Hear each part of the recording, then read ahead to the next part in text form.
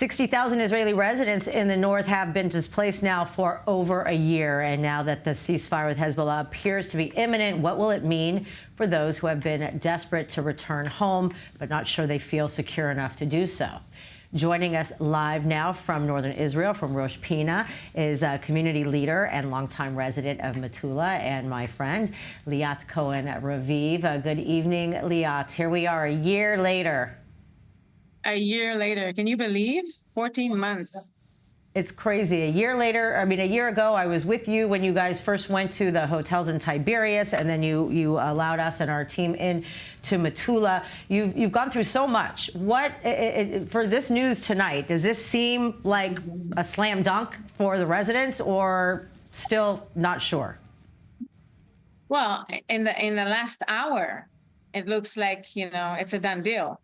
There are official statements on the WhatsApp groups. We have like WhatsApp groups of thousands of us keeping updates and making sure that we're on top of everything. And it says that, ceasefire is in place tomorrow morning. Well, here we are, and it's tomorrow morning. It's 10 o'clock, so we're about 12 hours away. And right now we have reports of more sirens. So oh, yeah. Nothing has changed yet. I'm sure you're used to this. This is like hearing a bird. If you live in the north, you're hearing these all day, every day. Unfortunately. How sad is that, huh? Saying that this is a part of your reality. Yeah. So with that said, even if this, goes through, things happen quickly enough, are you ready to go back home? I don't think anyone is ready to go back home. Can you imagine? Let's give the personal and individual perspective. So 14 months out of your house, no matter where you left, even if you're still in a small hotel room in Tiberias or in Netanya or Eilat. Some people are in Eilat. There's like 3,000 people from the north in Eilat. Or you went on your own and you rented an apartment. Either way, 14 months, you moved your life, a location. It's like relocation for real.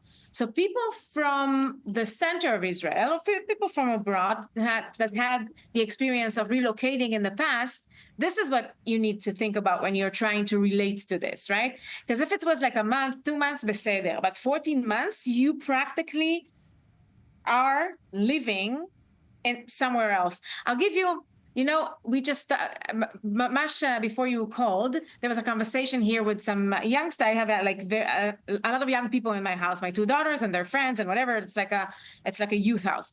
And the conversation was about the fact that 14 months when you are 21 or 23 is a chunk of your adult life, which means that it's a part of who you are now. It's a lot of what is your identity and how you describe yourself, and you have built your own life, and you are now, learning here, and you have new friends here, and you have your new grocery shop and the corner of the street, whatever. They don't even think about going back. Right. For them, it's, I'm here. I don't know what the next chapter will be. I'm sure that the ceasefire will not be something that will be a part of my, decision making. Well, there's no question that everything will be an adjustment, and just because they move behind the line doesn't mean that the lasers are going to keep coming over. If you go home, and the lasers that you talk about that when you're outside and whatnot is going to stop. You were in Metula, you saw it's 30 meters. Yeah, and there is no boundary. Like at this point, the agreement doesn't speak about distance or whatever. So you know that above the over the fence, and we've seen it together when we walked over there when it was possible. It's like 30 meters from our last home. 10,000 people in Kfar Kile will be allowed to come back. These are all Shi'im, and a lot of them are identified with Radwan forces, with Hezbollah. Facto, the army destroyed half of their houses because in each and every house you find either a tunnel or, arms and weapons and whatever. You're going to allow them to come back. And I am now expected to go back to my house and, just absorb. Start watching Netflix and thinking nothing, right? Clearly, it's not simple, and it's more than just moving home. As you've mentioned, there's a lot of psychological and emotional and things to deal with. So this is the beginning of another chapter. And Liat, thank you very much. And we're continuing to send all of our love to you and your family and all of the residents of the North that you've been working so tirelessly to keep on track and to keep moving forward. So thank you for the work that you're continuing to do. And we're hoping you all are able to get home and be safe. Thank you for creating the platform for us to voice it out and to just, yeah, hopefully a quiet night. Let's hopefully knock on plastic. Thank you very much. Laila tov. Okay.